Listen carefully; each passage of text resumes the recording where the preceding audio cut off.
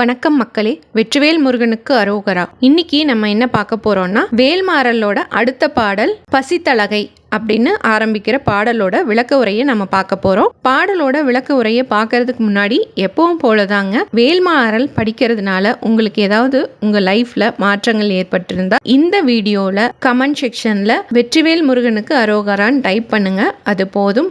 இந்த பாடலோட விளக்க உரையை பார்க்கறதுக்கு முன்னாடி இந்த பாடலை ஒரு தடவை பார்த்துடலாங்க. பசித்தழகை முசித்தழுது முறைப்படுதல் ஒளித்தவனர் உரத்துதிர நினத்தசைகள் புசிக்க அருள் நேரும். இதோட விளக்கம் என்ன அப்படின்னா, பசித்த அழகை, பசியோடு இருக்கின்ற பேய்கள் முசித்து மெலிந்து அழுது புலம்பி முறைப்படுதல் ஒழித்து எங்கள் பசி தாங்க முடியவில்லையே என்று முறையிட்டு அவுணர் அசுரர்களின் உரத்துதிரம் உடலின் இரத்தம் தேய்ந்து நினத்தசைகள் கொழுப்போடு சேர்ந்து மாமிசத்தை புசிக்க அப்பேய்கள் உண்ண அருள் நேரும் மரக்கருணையால் உடன்படும் குகன்வேல்.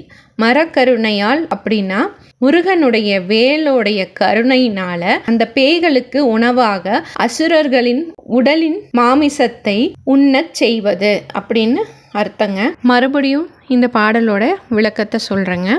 இந்த பேய்கள் அப்படின்னு இங்கே குறிப்பிடப்பட்டிருக்கிறது யாரு அப்படின்னா, தேவியின் கணங்கள், பார்வதி தேவியின் கணங்கள் இருக்கும் இல்லையா, அதில் ஒரு பகுதியான பேய்கள் பசியால் அழுது புலம்பி தேவியிடம் முருகனிடம் தங்களுடைய பசியை முறையிட்டு அழுது புலம்புகின்றது.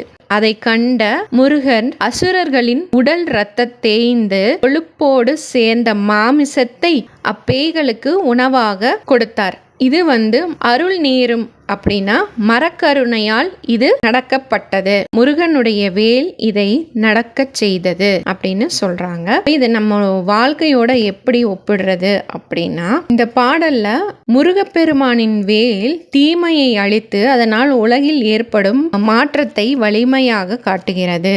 உலகத்துல நடக்கின்ற தீமையை அழிக்க சில தீமைகளும் ஏற்படுகிறது. அதே போல்தான் ஒரு கடினமான ஒரு அரக்கனை அழிக்க அதே போல் உள்ள கடினமான ஒரு அரக்க குணத்தை உடைய பேய்களால் அந்த அரக்கனை அழிக்கப்படுகிறது. அதுபோலதான் நம்முள் இருக்கின்ற அரக்க குணத்தை அழிக்க சில கடினமான கஷ்டத்தை நாம் தாங்கிக் கொள்வதற்கான வினையாக முடிகிறது. அப்படி வினையாக முடியும் பொழுதுதான் நம்ம செஞ்சது தப்புன்னு நம்ம உணர்றோம். என்னோட சேனல்ல வேல்மாறல் பாராயணம் பண்ணி வீடியோவை அப்லோட் பண்ணியிருக்கேங்க. அதோட அந்த வீடியோவோட லிங்க்கை டிஸ்கிரிப்ஷன் பாக்ஸ்ல கொடுத்துட்றேன், வேணுங்கிறவங்க செக் பண்ணி பாருங்க. இன்னைக்கு இந்த பாடலோட விளக்க உரை உங்க எல்லாருக்குமே பிடிச்சிருந்தா லைக் பண்ணுங்க, உங்க உற்றார் உறவினருக்கு ஷேர் பண்ணுங்க, உங்களோட கருத்துக்களை கமெண்ட் பண்ணுங்க. என்னோட சேனலை இப்பதான் முதன்முறையா பாக்குறீங்க அப்படின்னா சப்ஸ்கிரைப் பண்ணிக்கோங்க. மறுபடியும் அடுத்த வேல்மாறல் பாடலோட விளக்க உரை பதிவுல நான் உங்களை சந்திக்கிறேன். அது வரைக்கும் நன்றி, வணக்கம்.